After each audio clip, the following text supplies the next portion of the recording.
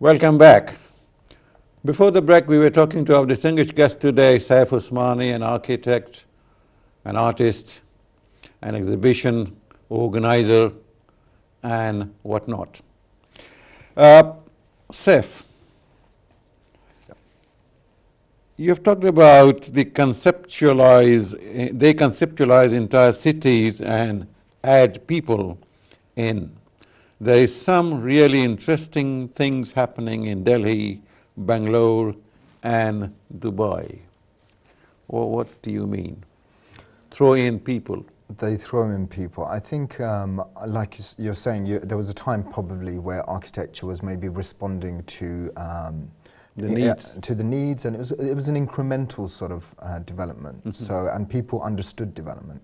And I think nowadays what's happening is people are being foisted, maybe in my view, with the developments left, right, and centre, which they're supposed to engage with or somehow represents them, but it doesn't really. So in some cases, you'll find tower blocks where they've edited in Asian people of a particular group to the forefront, but they're not the real people who are going to live there. Right. And that's very important, that we get an accurate response to our environment. And I think there's a disillusionment and disengagement that's taking place in London and cities like that. In other countries, like the places I mentioned, Dubai probably less so.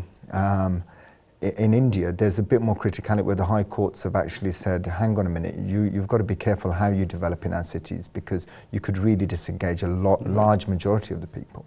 So I think how you develop is something that needs to be explored, and development as a word is highly misunderstood.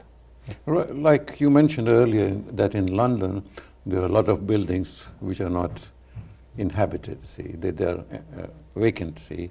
As I drive almost every week past Elephant and Castle, see, new blocks have come up.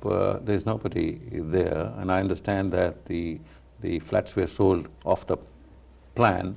That's right. So there's nobody there, but the houses are there, the buildings are there, the nice apartments are there, everything else is there, but no people to see.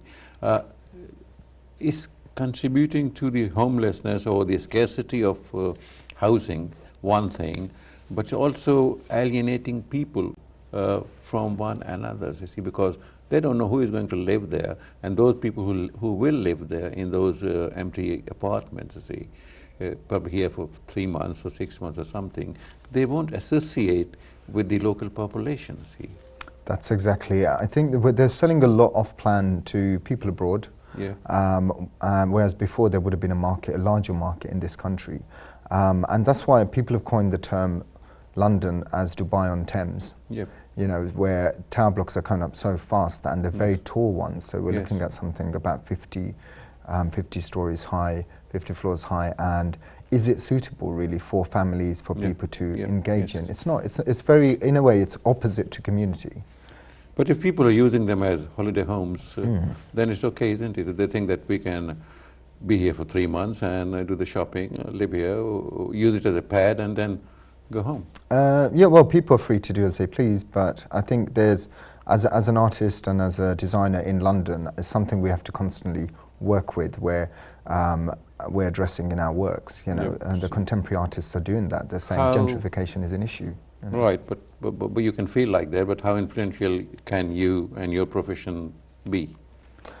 Architects are very sympathetic to people's needs, but the developers might not be. And this is the contradiction. In a lot of people see a building coming up and say it's the architects who caused this problem, but it's not. Right. It's actually the developers who have stipulated, and also a lot of local governments need to also address it. I think there's a huge miscommunication between local government and people. I live in Newham, and in the last 20 years or so, I'm following the Olympics as well, there actually hasn't been the positive impact that was promised to us. We spent 9.3 billion on something. Where are the local people engaging with that? I don't see very much of it. Yeah, well, nobody seems to be happy after Olympics, because they were promised. Even Tower Hamlets not happy. They were promised some 800,000 jobs. It didn't materialize. And in Newham, I think that the council leader of Nihom was here, Darren, I think, and he had the similar things to say. See, so. Well, they're the decision makers, so I mean, they should really be addressing more core issues amongst the people who vote for them, and I'm a bit surprised that Labour councils are doing this. Mm-hmm. Yeah. Right, could we have the slides, please? These are about your... Yes, these are about your exhibition, the new exhibition about... Yes, the new exhibition, it's called Bangla is Not My Mother Tongue. Mm-hmm. Bangla is not my mother tongue. What is? Silati is in fact my mother tongue. What is this? Is it Jalalabadi? Jalalabadi language, yes. Well, in the exhibition, it's been quite an eye-opener because taking something which is quite native to Bangladesh or one corner of Bangladesh and making it into an exhibition is quite difficult in itself because I did a lot of overlay. The ones you see at the moment are collages or kind of montages, which are continuous. I'm working on those as well at the moment. Yeah. Okay. Here Okay. We were looking at the slides of the exhibition. My language is not Bengali, or our language is not Bengali. Bangla is not my mother tongue. Bangla is not my mother tongue. Right. See, what motivated you to have this exhibition? I know that this is the month of language movement and 21st February and all that. See, but don't you feel? Didn't anybody tell you or point out that this could be rather controversial? Well, because this is the one we are saying Bangla is my mother tongue. Yeah, I think it needs, maybe the general narrative needs to diversify. It needs to be understood. It needs to diversify a little bit. I don't think Bangladesh is a one-dimensional place. You know, I was there last year and I saw there's some very exciting things going on as well. And being brought up in a Sylheti environment where we speak Sylheti at home, but we can't really communicate it in public, is always a contentious issue amongst Sylheti people. They might not say it, they might not express it, but it's there. And I about a year, just over a year ago, I went along to these classes at Shantir Boy, which is just off Brick Lane, and they started doing Sylheti writing classes, and I thought this is fascinating. You know, I didn't even know that you could write Sylheti. I'm sure a lot of people didn't know that either. And I learned that we had our own alphabet, and there was a lot of books and material out there. So I learned it, and now I can actually say I read Sylheti and I can write it as well. So I thought, well, actually, being an artist, as I'm learning as I'm going, why don't I just put it into the exhibition space and see what happens?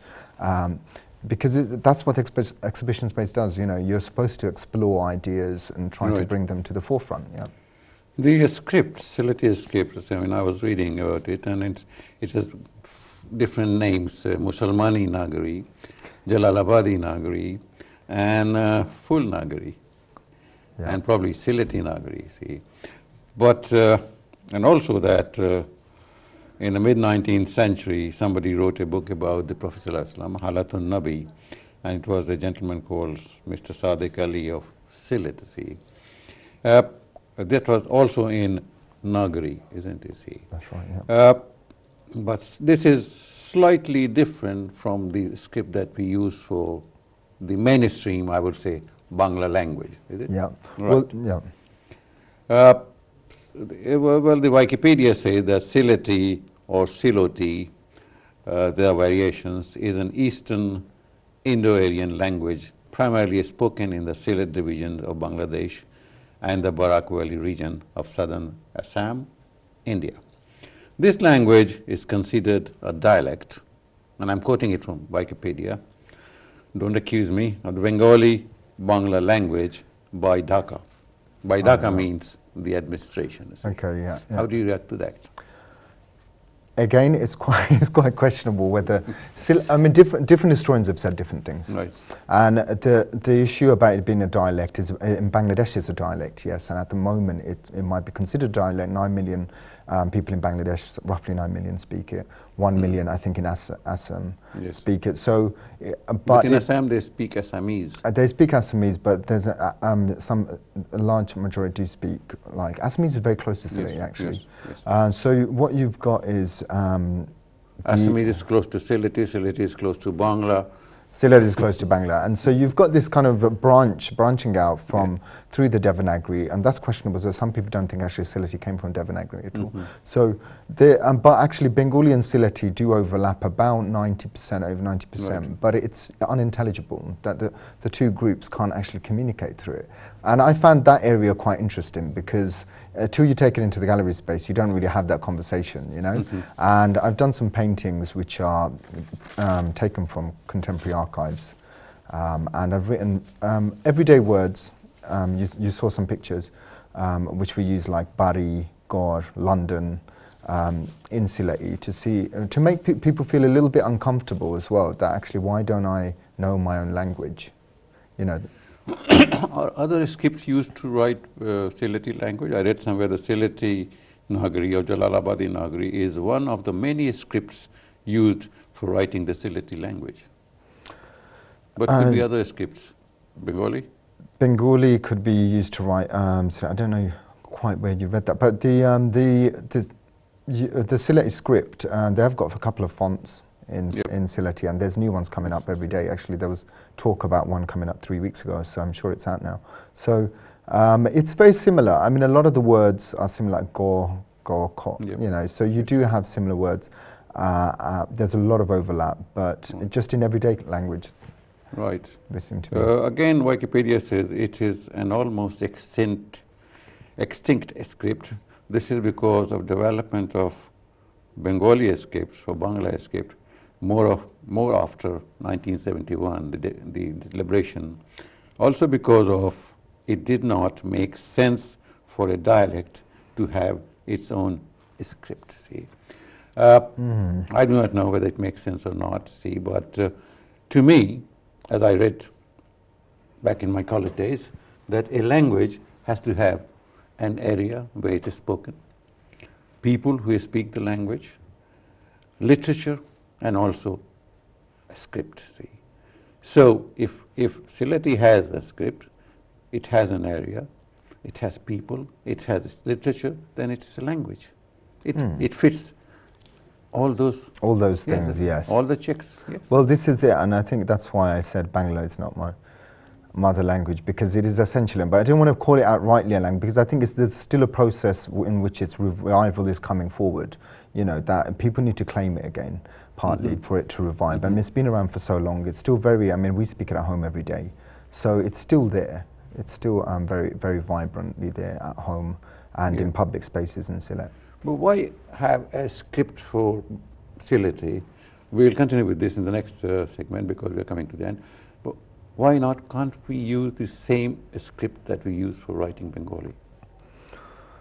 Why can't you? Good question. I mean, I'm sure lots of kids have made that mistake when they went to Bangla classes in East London. I know I have, you know, and I got told off for it. But maybe then, again, there needs to be a flexibility. And I think, Bangladesh is growing, Bengalis are growing in their confidence, in their cultural confidence as well. So that's, I'm sure the language as it adapts would be a good thing. Okay, Saif, we need to take a break. Thank you for being with us. And we have to take this break, and when we come back, we'll still be here talking to Saif Osmani. Thank you.